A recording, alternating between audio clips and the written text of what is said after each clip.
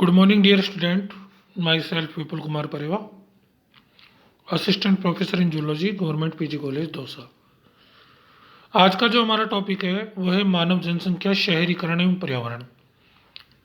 मानव जनसंख्या के बारे में हम पहले भी हमारे पहले के टॉपिकों में अब काफ़ी कुछ अध्ययन कर चुके हैं। ये बीएससी थर्ड ईयर जूलॉजी की इकोलॉजी की बुक में से लिया गया लेसन है। इसमें ह्यूमन पॉपुलेशन की यदि हम बात करें तो पारिस्थितिकी के तर्क संगत हमें जो बात करनी चाहिए कि वन्य जीव संसाधन, आपका इकोसिस्टम, इन सबों को सीधा सीधा जो इफेक्ट करता है वो ह्यूमन पॉपुलेशन करता है। जनसंख्या के वृद्धि वक्र की हमने पूर्व में बात की थी। तो दो प्रकार के वृद्धि वक्र होते हैं, एक एस प्रकार का और एक जे प्रकार का। एस प्रकार का जो वृद्धि वक्र होता है वो मौसमी, सीजनल, इस तरीके से होता है कि एक मौसम विशेष के अंतर्गत प्रजाति की संख्या बहुत ज़्यादा बढ़ जाती है और जो ही मौसम खत्म होता है वो तीव्र गति से एकदम से डाउन हो जाती है।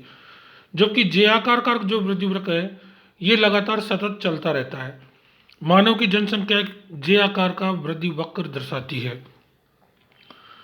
मानव की जनसंख्या वृद्धि दर कितनी है इसका अनुमान यदि हम लगाएं तो ईसा के जन्म के 4 बीसी पूर्व लगभग जनसंख्या 25 करोड़ थी।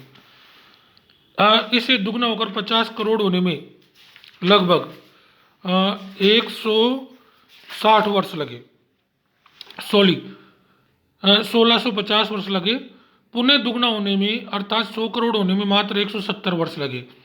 वह 1820 में विश्व की जनसंख्या 1 अरब हो गई थी। 2 अरब होने में अगली बार मात्र 110 वर्ष लगे। 1930 में ये जनसंख्या 2 अरब हो गई थी। इसे 4 अरब होने में 45 वर्ष लगे तथा यह संख्या 1975 में प्राप्त हुई। एक अनुमान के अनुसार अब इसे दोगुना होने में मात्र 35 वर्ष का समय लगेगा तथा यह अनुमानित तक 8 अरब पहुंच जाएगी। कहने का मतलब यह है 1 से 2, 2 से 4, 4 से 8, 8 से 16, 16 से 32 और 64। तो 1 से 2 होने की जो गति है वो धीमी थी, लेकिन 32 से 64 होने में उसे ज़्यादा समय नहीं लगा। अर्थात जो मानव जनसंख्या का वृद्धि वक्र है ये वृद्धि बहुत ही सतत और तीव्र गति से हुई। यदि इसकी हम बात करें तो जन्म व मृत्यु दर के प्रति 1000 व्यक्तियों पर जन्म या मौतों को गिना जाता है। हम कहते हैं ना जन्म दर और मृत्यु दर, तो प्रति समय में पैदा हुए बच्चों की संख्या और प्रति समय मरे हुए बच्चों की संख्या। जनसंख्या की वृद्धि का कारण जन्म दर मृत्यु दर के बीच में बढ़ता हुआ अंतर है। आप ये देखिए, भारतीय संदर्भ में जनसंख्या वृद्धि के अनेक कारण हो सकते हैं, जिनमें से जैविक कारण कुछ निम्न है। एक तो किसी भी बच्चे का कम उम्र में विवाह।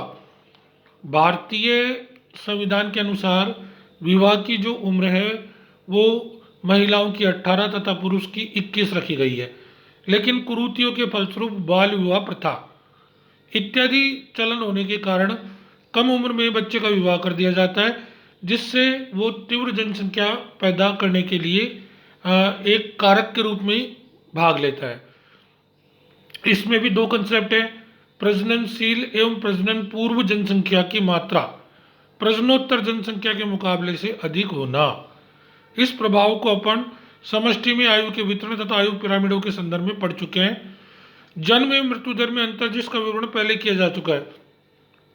पहले क्या होता था, जन्म दर ज़्यादा है तो मृत्यु दर भी लगभग उसके बराबर सी हो जाती थी, लेकिन अब अत्यधिक संसाधनों की वजह से जो मोर्टिलिटी रेट है वो काफ़ी कंट्रोल में हो चुकी है। पहले प्राचीन काल में माताएं जब प्रसव का बच्चों को जन्म देती थी तो उस प्रसव के अंदर उनकी मृत्यु अधिक होती थी, लेकिन अब अत्याधुनिक सुविधाओं के फलस्वरूप जो मृत्यु दर है उसमें काफ़ी कंट्रोल पा लिया गया है। फिर इसके बाद में प्रति जोड़े की उत्पादन दर अधिक होना। ऐसा माना जाता है कि यदि प्रति जोड़े 2.1 से 2.3 बच्चे पैदा होते हैं तो जनसंख्या स्थायी रहती है, परंतु इससे अधिक होने पर जनसंख्या बढ़ती है। जनसंख्या वृद्धि में कुछ धार्मिक, सामाजिक, आर्थिक कारण भी होते हैं। जैसा कि आप जानते हो, अब एक विशेष संप्रदाय की बात करें या धर्म की बात करें तो वहाँ बच्चे भगवान की देन होती है। उनमें ये माना जाता है कि जो भी गिफ्ट मिल रहा है वो सब भगवान चाहता है कि इस तरीके से कि हाँ भाई बच्चे और पैदा करे।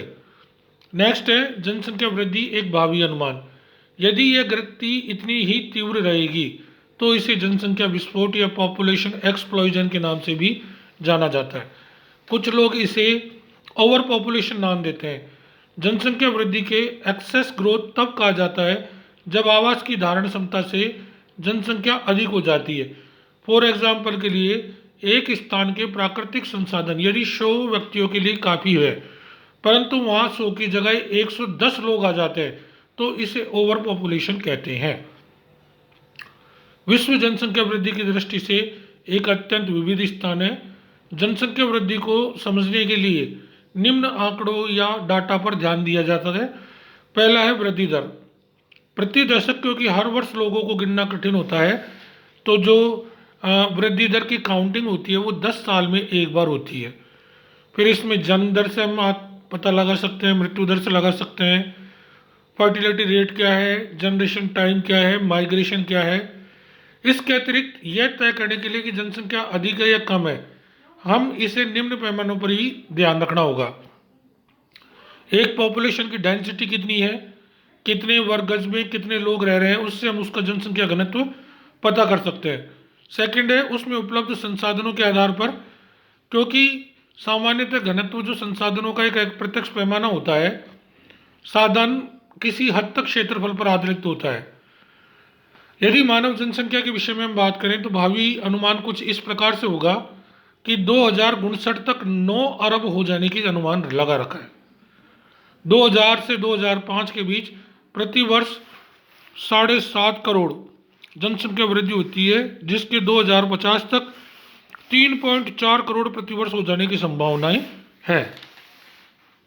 1950 से 55 में विश्व की औसत उत्पादक दर प्रति महिला 5 बच्चों की थी, जो 2000 से 2005 में घटकर 2.65 हो गई। इसके 2050 तक 2.05 तक हो जाने की संभावना है। विश्व में जीवन प्रत्याशा 1950 से 55 में 46 वर्ष थी, जो 2000 से 2005 में बढ़कर 65 हो गई। इसके 2045-50 तक 75 से 82 तक हो जाने की संभावना है। लगभग 57 देशों जिनमें जर्मनी, जापान, इटली भी शामिल है की जनसंख्या 2050 में 2005 की तुलना में कम हो जाने की संभावना है। भारत जनसंख्या की दृष्टि से कुछ ही वर्षों में चीन को पीछे छोड़ देगा। हम राजस्थान की यदि एक दृष्टि देखें, राजस्थान को जनसंख्या की दृष्टि से, तो 2001 में 5.65 करोड़ थी, जिसके 2026 में 8.15 करोड़ होने की संभावना है। राजस्थान में अगले 25 वर्षों में 44.2% वृद्धि की संभावना है, जो इसी अवधि में होने वाली तमिलनाडु की वृद्धि 15% से लगभग 2.5 गुनी तेज है। 2005-6 में ग्रामीण क्षेत्रों में प्रति महिला प्रजनन दर 3.6 है। राजस्थान में स्थिर जनसंख्या हेतु आवश्यक प्रजनन दर जो 2.1 मानी जाती है 2021 तक प्राप्त होगी, जबकि केरल राज्य में यह 1988 में ही आ गई थी। राजस्थान में शिशु मृत्यु दर 2005 में 1000 जीवित जन्मों बच्चों पर 68 थी, जबकि राष्ट्रीय स्तर पर केरल में यह क्रमशः 58 व 14 थी। राजस्थान 2005 में जन्म दर 28.6 थी, जबकि केरल की यदि तुलना करें तो यह 15 थी।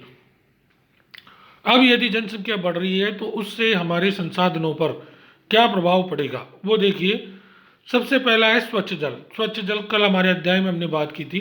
स्वच्छ जल बिल्कुल सीमित मात्रा में है। जिस तरीके से इसका दोहन हो रहा है, आने वाले समय में जो विश्व की सबसे बड़ी समस्या रहेगी वो जल ही रहेगी।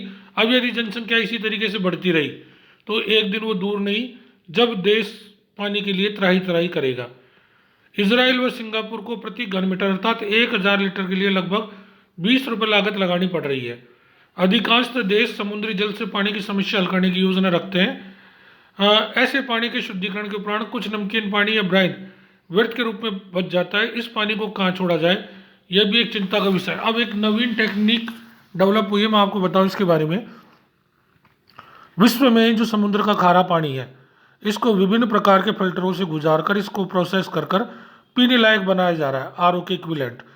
अभी यदि ये कम पैमाने पर, ये ज़्यादा पैमाने पर हो तो फिर भी पानी की समस्या कुछ हद तक हल हो सकती है। नेक्स्ट है भोजन। आपको पता है जनसंख्या ज़्यादा होगी तो भोजन के जो स्रोत हैं वो कम हो रहे।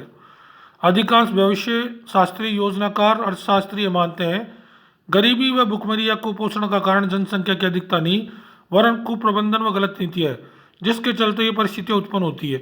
इसके आधुनिक प्रमाण भी दिए हुए हैं। उदाहरण विश्व की जनसंख्या 3 से 6 अरब होने के साथ दैनिक कैलोरी खपत घटने की बजाय 1932 कैलोरी से 2650 कैलोरी प्रति व्यक्ति दिन हो गई। नेक्स्ट हम बात करें भूमि की। इतनी बढ़ती हुई जनसंख्या के लिए भूमि भी एक चिंता का विषय बनेगी। फलस्वरूप वनों का विनाश होगा। शहरीकरण के कारण वनों को काटा जाएगा, वन में खेती बाड़ी डेवलप की जाएगी। तो इस प्रकार से हमारी जो वन भूमि है उसको नष्ट किया जाएगा। एनर्जी, बढ़ती हुई जनसंख्या के लिए एनर्जी भी एक काफ़ी चुनौती का विषय रहेगी। फलस्वरूप एनर्जी के जो नए आयाम हैं उनको डेवलप किया जाएगा, जिसके फलस्वरूप पेट्रोल, डीजल, कैरोसिन, इनकी जो समस्या है उनसे निजात पाकर पवन ऊर्जा व सौर ऊर्जा के ऊपर फोकस किया जाएगा। स्वच्छ वायु, आपको पता है कि यदि जनसंख्या बढ़ेगी प्रदूषण का स्तर बढ़ता जाएगा। प्रदूषण का स्तर जब बढ़ेगा तो हमारी जो स्वच्छ वायु है वो हमको प्राप्त नहीं होगी। और जिस हिसाब से वनों का विनाश किया जा रहा है तो ऑक्सीजन कार्बन डाइऑक्साइड चक्र है वो भी इम्बैलेंस हो जाएगा। नेक्स्ट है वन्य जीव। आप लोगों को पता है मानवीय गतिविधियों के फलस्वरूप वनों में रहने वाले जीवों का विनाश हो रहा है। लोग बाग भूमि की चाहत में वनों को काट रहे हैं। फलस्वरूप वन्य जीवों को भी प्रत्यक्ष और अप्रत्यक्ष रूप से नुकसान पहुंचाया जा रहा है। हमारे आज के वीडियो में हमने जनसंख्या के बारे में बात की। इसके दुष्परिणाम पर्यावरण को किस प्रकार से नुकसान पहुंचाएंगे उनके बारे में बात की। कल हम बात करेंगे शहरीकरण के ऊपर। Thank you very much.